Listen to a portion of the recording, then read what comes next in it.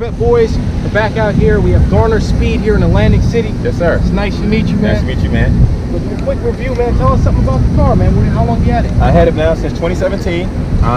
It came emerald blue, which is the color you see here. A lot of people ask me where did that blue came from. It originally came that color. The quick story behind that, I was driving down the road one day, saw another blue one. I was already out. I was like, I need something else different. So I decided to wrap it, and I wrapped it plain, just like it is now. And then I wanted to break the wrap up a little bit, and I decided to add this myself. And I bring the door down so it looked uniform. Got the accents. And I thought it broke the car just enough to make it look different, but I didn't think it was enough. And so then I started to paint. The color was red. I got aftermarket wheels that sticks outside the fenders a little bit. What kind of wheels are those? Ferrados. Those are Ferrado wheels. I painted the mirrors as well. These came blue. Wrapped that black. Painted these gloss black as well. I had a Corsair exhaust. The air intake is up front, and I added a higher lift spoiler. And that's all I've done to it so far, because right now I want to keep it under warranty. You know, because everything breaks, I don't have to pay for it myself. I need Chevrolet to pay for it. But that's all I do to it right now, man. And you know, if once the warranty comes and I still have it, which I want to keep it for a while, I will probably do a little bit more modifications, make it a little bit faster. Nothing crazy. I don't really need 1,000 horsepower. I don't need to go nowhere that fast. So, for future reference, what are you thinking about doing? You thinking of a Pro Charger? Well, for future references, the one thing I'm going to go to is probably get a tune.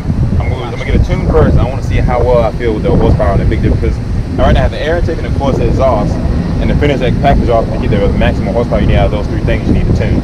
Gotcha. The tune immediately voids your warranty. They won't fix anything once you get a tune. Really? Yeah. No. Once you get a tune, they won't fix nothing. It footprints a computer. Yeah. That's their computer. You're taking out the factory settings at that point. So they're like, well, we're not going to touch it. You're done at that point. So I have not got a tune yet. So once it's out of warranty, where they decide to expired or went too many miles, then I can get the tune and go from there. And that's probably what I'm going to start first.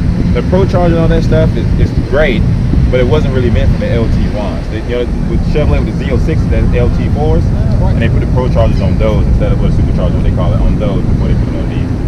I think that, in my personal opinion, I think the Grand Sport is the best bang for your buck. Is the sweet spot. The Stingray looks great, but it just has a smaller body.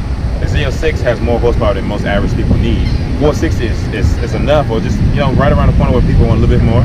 So I think the Grand Sport maybe came with like 500 horsepower, but 460 is really enough. And owning a Corvette is just a blessing in its in its own. So I think the Grand Sport is a sweet spot where you can build from there at that point. Some people do get that Grand Sport up to Z06 horsepower with no issues if you get the right people to work on it, but it costs money.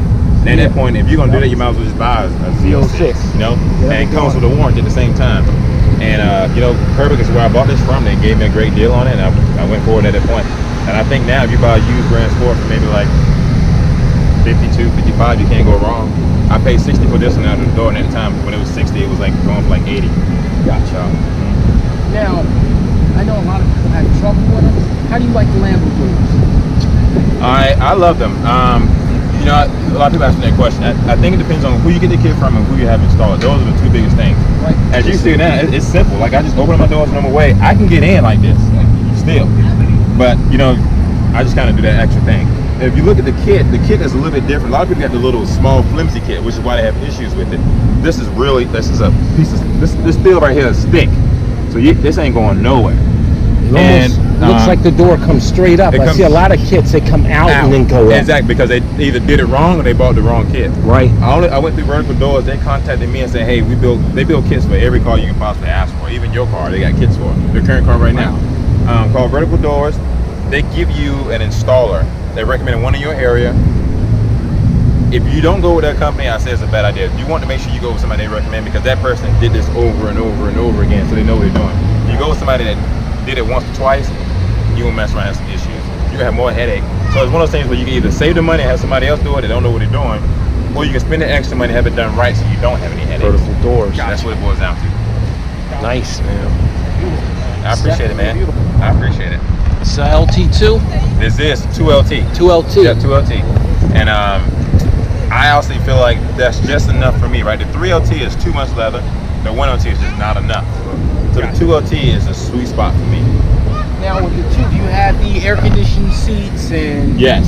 So with the 2LT, it comes with the ventilated and heated and cooled seats. The 1LT don't. The 3LT comes with better, more leather. which for me, I have enough leather. This is just enough. Like the dash is more like a type of leather than this one is, and that's completely fine with me. I don't really want to pay for that. So.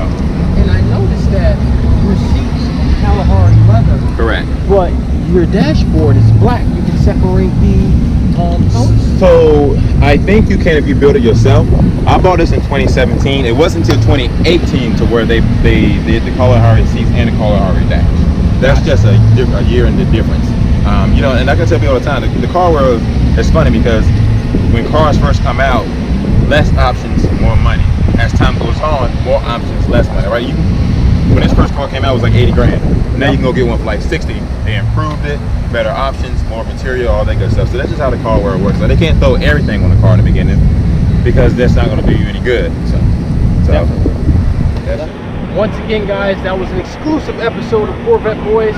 It's a pleasure being here with Garner Speed and doing this review on this beautiful car. Until next time, we're out.